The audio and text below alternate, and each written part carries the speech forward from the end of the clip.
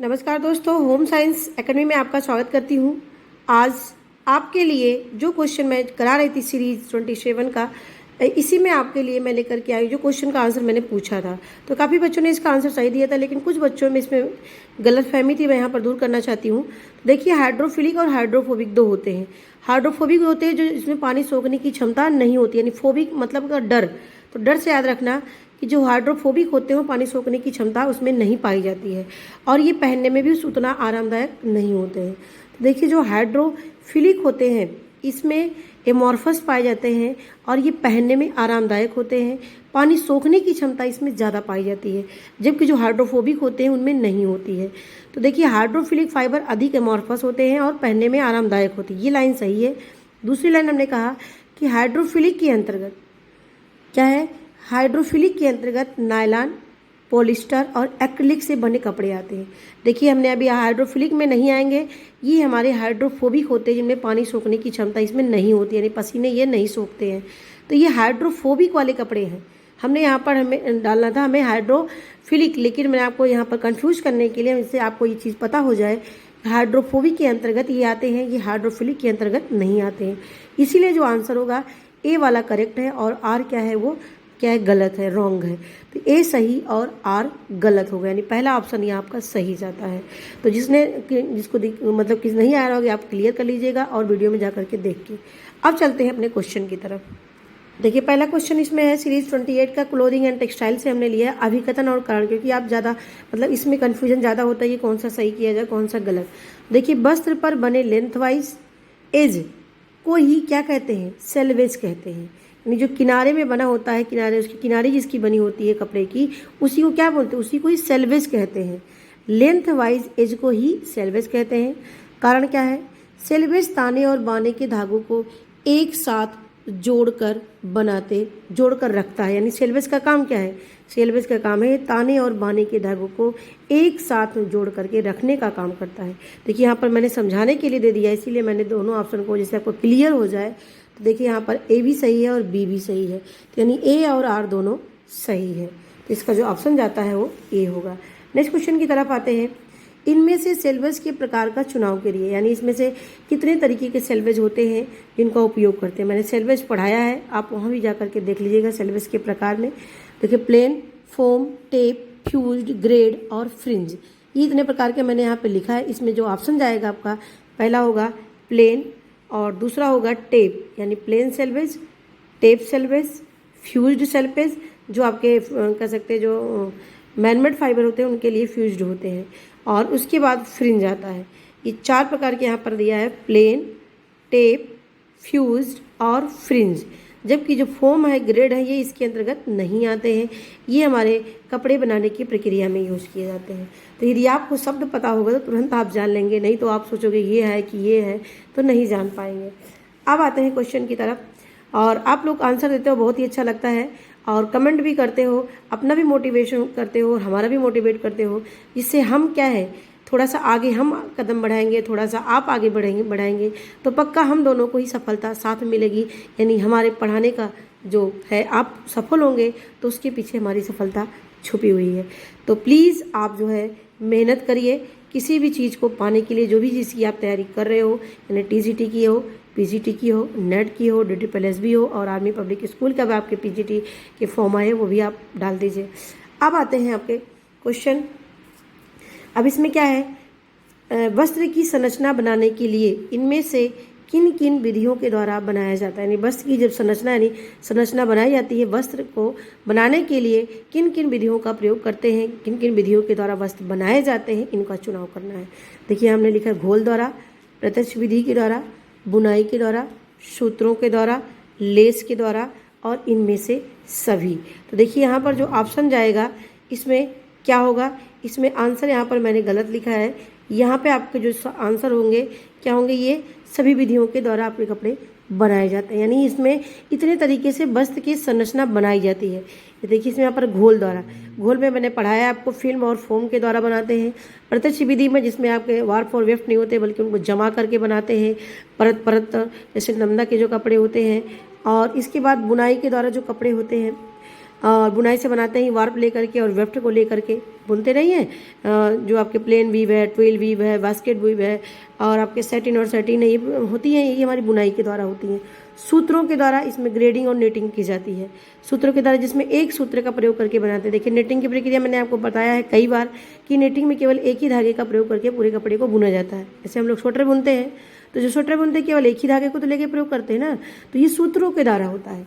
और लेस के द्वारा इसमें सजावट करने के लिए चारों तरफ क्या होते हैं, कपड़े के किनारे किनारे लेस लगाते हैं। तो और इसमें जो ऑप्शन जाते हैं ये सारे सही हैं, इसीलिए मैंने यहाँ पर एक ऑप्शन डाल दिया इनमें से सभी।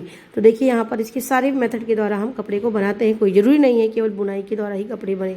बुनाई के भी द्वारा, घोल के द्वारा, प्रत्यक्ष विधि के द्वारा, सूत्रों के द्वारा और लेस के द्वारा, इन सभी विधियों के द्वारा बनाए जाते हैं। अब देखिए क्वेश्चन, मोस्ट इंपॉर्टेंट क्वेश्चन आपका है match the point first two point second. ये देखिए कॉटन है, लिनन, ऊल, सिल्क, इनको देखने पर माइक्रोस्कोप से कैसे लगते हैं ये जो है आपको बताना है। तो देखिए यहाँ पर जो कॉटन है, कॉटन देखने में कैसा लगता है, किडनी के शेप का जैसा लगता है जब उसको माइक्रोस्कोप से देखा जाता है, या बीन के शेप का या किडनी के शेप का लगता है। दूसरा देखिए हमारा लिनन, लिनन क्या होता है, ये इसको माइक्रोस्कोप से देखने पर इरेगुलर यानी असंतुलित दिखाई पड़ते हैं, और ये पॉलीगन यानी कई भुजाओं वाली दिखाई पड़ती है जब इसको माइक्रोस्कोप से देखते हैं। ऊल, ऊल को देखने में कैसे लगता है, यही एक ऐसा रेशा है जिसके 3 लेयर दिखाई पड़ती है। तो ये आप याद रखना 3 लेयर जिसमें हो तो केवल ऊल ही होगा और कोई नहीं होगा। ये राउंडेड होते हैं और 3 लेयर में दिखाते हैं। जबकि देखिए जो सिल्क है ये राउंडेड होते हैं, ट्रायंगल में होते हैं, यानी किसे इस 3 त्रिभुज वाले में दिखाई पड़ते हैं, लेकिन इसकी 3 लेयर होती है ऊल की और ये ट्रायंगल में होती है। ये बातें आप याद रखना। अब चलते हैं नेक्स्ट क्वेश्चन की तरफ। देखिए ये बहुत इंपॉर्टेंट क्वेश्चन आपका है। जैसे मतलब मैंने सारे क्वेश्चन आपके लिए इस तरह बनाए हैं कि जो आपके हर एग्जाम में आने वाले हैं। आप एक क्वेश्चन को सॉल्व करोगे कम से कम आप 10 क्वेश्चन आप सॉल्व कर रहे हो, इस तरह से मैंने यहाँ पर बनाती हूँ। अब देखिए कॉटन, अब कॉटन यहाँ पर देखिए फाइबर्स हमने लिखा है, यहाँ पर डिजॉल्व द वेरियस एसिड, ये हमारे एसिड दिए गए हैं उस रूप से, ये इसमें क्या होती है, घुल जाते हैं। अब ये आपको पता करना है कि कौन सा रेशा किसमें घुलनशील होता है, किसमें घुल जाता है, गल जाता है, ये बताना है। जैसे कॉटन है, कॉटन किसमें घुल जाता है, H2SO4 जिसको बोलते हैं सल्फ्यूरिक एसिड। क्या होता है H2SO4 सल्फ्यूरिक, इसको हम तेजाब भी बोलते हैं, इससे तेजाब का सूत्र भी होता है। तो कॉटन किसमें डिजॉल्व हो जाता है, H2SO4 में। अब आता है ऊल, ऊल देखिए किसमें होता है, लिथियम हाइपोक्लोराइड, क्या है, लिथियम हाइपोक्लोराइड होता है, जिसमें क्या होता है ये घुलनशील हो जाते हैं, यानी इसमें गल जाता है। विस्कोस, जिसको जो रेयान के टाइप्स हैं विस्कोस, ये किसमें घुलते हैं, ये हमारा HCl यानी हाइड्रोक्लोरिक अम्ल से ये डिजॉल्व हो जाते हैं, यानी इसके लिए नुकसानदेह होता है ये। नायलॉन, ये जो नायलॉन होता है ये फॉर्मिक एसिड से डिजॉल्व हो जाता है, यानी फॉर्मिक एसिड में डिजॉल्व होता है कौन, नायलॉन। अब लास्ट आता है हमारा एक्रिलिक एसिड, जो एक्रिलिक एसिड होती है नाइट्रिक एसिड में डिजॉल्व होता है। तो याद रखना जो हमारा कॉटन है H2SO4 में होता है, जो ऊल है लिथियम हाइपोक्लोराइड है, और जो विस्कोस होता है ये हाइड्रोक्लोरिक अम्ल है। नायलॉन किस में होता है, फॉर्मिक एसिड में है, और एक्रिलिक हमारा किस में है, नाइट्रिक एसिड में। तो नायलॉन, फॉर्मिक और एक्रिलिक जो रेशा होता है ये क्या होता है, ये नाइट्रिक एसिड में घुलनशील होता है। तो ये आपके हैं, ये एक्रिलिक याद रखना, ये एक्रिलिक एसिड नहीं, एक्रिलिक जो रेशा होता है ये जो है नाइट्रिक एसिड में डिजॉल्व होता है। अब आते हैं नेक्स्ट क्वेश्चन की तरफ। नेक्स्ट क्वेश्चन देखिए, match the composition of fibres to list first and list second. List second से इसको मिलान करना, ये फाइबर्स दिए गए इनके कंपोजिशन है, यानी किसमें क्या पाए जाते हैं, ये भी आपके क्वेश्चन पूछे गए हैं आपके एग्जाम में। तो देखिए यहाँ पर है कॉटन, ऊल, रेयान, एसीटेट, नायलॉन और पॉलिस्टर। इसके बाद आप है किसमें क्या पाया जाता है, ये मैंने कई बार आपको वीडियो में बताया भी है। देखिए जो कॉटन होता है ये क्या होता है, ये इसमें सेलुलोज पाया जाता है। क्या पाया जाता है, सेलुलोज पाया जाता है, यानी कॉटन में क्या पाया जाता है, सेलुलोज। जबकि हमारा ऊल क्या होता है, ऊल एंड सिल्क में क्या पाया जाता है, प्रोटीन पाया जाता है। ऊल और सिल्क क्या है, प्रोटीन फाइबर होते हैं। कॉटन, लिनन हमारे सेलुलोज फाइबर होते हैं। तो याद रखना है, इसीलिए यहाँ पर क्या है, कॉटन सेलुलोज फाइबर है, ऊल प्रोटीन फाइबर है। और जो रेयान है, ये जो रेयान होता है ये हमारा रीजनरेटेड सेलुलोज होता है। सबसे पहला जो है मानवकृत रेशा कौन सा होता है, रेयान होता है। तो रेयान क्या है, रीजनरेटेड सेलुलोज होता है। अब आते हैं एसीटेट, जो एसीटेट होता है ये सेलुलोज एसीटेट होता है। इसमें कंपोजिशन क्या है, इसमें सेलुलोज मिले होते हैं, तो सेलुलोज एसीटेट होता है कौन, एसीटेट। नायलॉन, नायलॉन आपको पता ही है कि नायलॉन में क्या होता है, कि जो नायलॉन होता है ये पॉलीएमाइड होता है। तो पता ही है कि नायलॉन जो है पॉलीएमाइड है।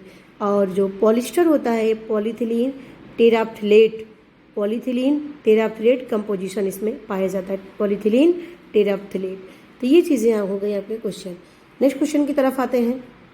देखिए एक क्वेश्चन बहुत ही अच्छा क्वेश्चन है और मैंने पढ़ाया भी इसको है।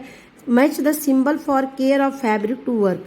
अब देखिए यहाँ पर है washing, chlorine, ironing, drying cleaning, dry. देखिए ये सिंबल दिए गए, ये सिंबल इनको इंडिकेट करते हैं। अब इसमें से कौन सा सिंबल किसको इंडिकेट करता है ये बताता है। अब देखिए जैसे हमारा वॉशिंग, वॉशिंग के लिए इस तरह से टब बना होता है, इसमें जितने टेम्परेचर जितना होता है उसके लिए यहाँ पर दिया रहता है 60, 40, 20 इस तरह दिया रहता है। यानी अगर सिंबल टब जैसा सिंबल बने तो ये इसके लिए वो वॉशिंग के लिए है। अब देखिए जो क्लोरीन होता है, यानी क्लोरीन का यूज नहीं करते हैं। देखिए यहाँ पर क्या है, इस तरह से सिंबल दिया रहता है डोंट यूज, तो ये इस तरह से सिंबल क्रॉस करके दिया जाता है, त्रिभुज बना के क्रॉस करता है तो क्लोरीन के लिए होता है। आयरनिंग, देखिए आपको आयरन पता चल रहा है कि ये पेरिस का सिंबल है। उसके बाद आता है ड्राई क्लीनिंग। जो ड्राई क्लीनिंग होता है इसमें पी दिया होता है तो जान लीजिए वो क्या है, राउंड करके पी दिया हो तो ड्राई क्लीन का सिंबल है। और केवल ड्राई, ड्राई का मतलब सुखाना, सुखाने का जो सिंबल होता है वो राउंड में बीच में पॉइंट दिया रहेगा तो ये क्या है, ड्राई क्लीनिंग। तो जो ड्राई क्लीनिंग होता है उसमें पी होगा, जो केवल ड्राई होगा वो केवल राउंड होकर के आपका डॉट रखे रहते हैं, पॉइंट रखा रहता है। वॉशिंग मैंने आपको बता दिया ये आपका है। और क्लोरीन ये आपका त्रिभुज क्रॉस करके, अर्निंग पता ही है आपको। ड्राई क्लीनिंग मैंने आपको बता ही दिया और ड्राई के लिए आपका ये है। तो ये आपसे क्वेश्चन सही हुआ। ये बहुत इंपॉर्टेंट क्वेश्चन है आपके, जो ये DSSB और आर्मी पब्लिक स्कूल ये सारे क्वेश्चन ये आते हैं ये क्वेश्चन। अब देखिए क्वेश्चन असर्शन में मैंने बनाया है कि cotton is highly resistance to alkaline. क्या है, कॉटन जो है एक हाईली रेसिस्टेंस होता है किसके पास, अल्कलाइन यानी क्षारियों के प्रति। रीजन क्या है कि solution of sodium hydroxide is not used to mercerised. अब देखिए ये थोड़ा कन्फ्यूजन वाला क्वेश्चन है और प्लीज़ मैंने इसका आंसर नहीं दिया है, आप इसका आंसर हमें कमेंट बॉक्स में बताएंगे इसका आंसर क्या होगा। हमने लिखा है cotton is highly resistance, highly resistance होता है किसके प्रति, अल्कलाइन के प्रति। दूसरा हमने दिया है कि सॉल्यूशन ऑफ सोडियम हाइड्रोक्साइड, इसको जो सोडियम हाइड्रोक्साइड का सॉल्यूशन होता है इसको मर्सराइजेशन के लिए यूज नहीं किया जाता है। अब इसमें आपको बताना है कि बोथ आर करेक्ट, कि ए करेक्ट और is wrong, all of above is not correct, are correct and A is wrong. तो प्लीज़ आप इसको हमें कमेंट बॉक्स में इसका आंसर बताइएगा। आंसर मैंने आपके लिए छोड़ा है, इसमें कौन सा सही होगा। नहीं पता होगा इसको हो जाइएगा अपनी बुक में खोल के देखिएगा इसमें क्या सही है। अब आते हैं नेक्स्ट क्वेश्चन की तरफ। नेक्स्ट क्वेश्चन देखिए, choose the purpose of mercerisation process on cotton. अब देखिए इसमें कह रहा है जो मर्सराइजेशन की प्रक्रिया होती है वो उसका क्या उद्देश्य है, क्यों कॉटन पर मतलब मर्सराइजेशन की क्रिया की जाती है, इसका क्या पर्पज है। तो देखिए यहाँ पर लस्टर के लिए, स्मूथ के लिए, स्ट्रॉन्ग के लिए, डल के लिए। देखिए चमक लाने के लिए, स्मूथ बनाने के लिए, स्ट्रॉन्ग बनाने के लिए जो है किया जाता है। डल बनाने के लिए यूज नहीं करते हैं। तो लस्टर, स्मूथ और स्ट्रॉन्ग के लिए मर्सराइजेशन की क्रिया की जाती है। क्वेश्चन आपका आया भी है। नेक्स्ट क्वेश्चन की तरफ आते हैं। देखिए क्वेश्चन क्या है, दिए गए महत्वपूर्ण तत्वों को उनके कार्यों से मिलान कीजिए। यानी ये देखिए ये विभिन्न प्रकार के, देखिए कई चीज़ें मैंने यहाँ पे लिया, टाका भी लिया है, कलफ भी लिया है, धब्बे भी लिए हैं। और इन सबको, इनकी क्या पर्पज है, इनकी क्या कार्य हैं, क्या इन चीज़ों का कहाँ का प्रयोग करते हैं, इनको आपको बताना है। देखिए जंग का धब्बा, जंग के धब्बे को छुड़ाने के लिए किसका प्रयोग करते हैं। देखिए यहाँ पर नींबू नमक के घोल से, किसके, नींबू नमक के घोल से जंग के धब्बे को क्या करते हैं, दूर करते हैं, नींबू नमक के घोल से। देखिए इसमें दूसरा है लिपस्टिक का धब्बा। देखिए जो लिपस्टिक का धब्बा होता है उसके लिए कार्बन टेट्राक्लोराइड का प्रयोग करते हैं। किसका, लिपस्टिक के धब्बे को छुड़ाने के लिए कार्बन टेट्राक्लोराइड का प्रयोग करते हैं।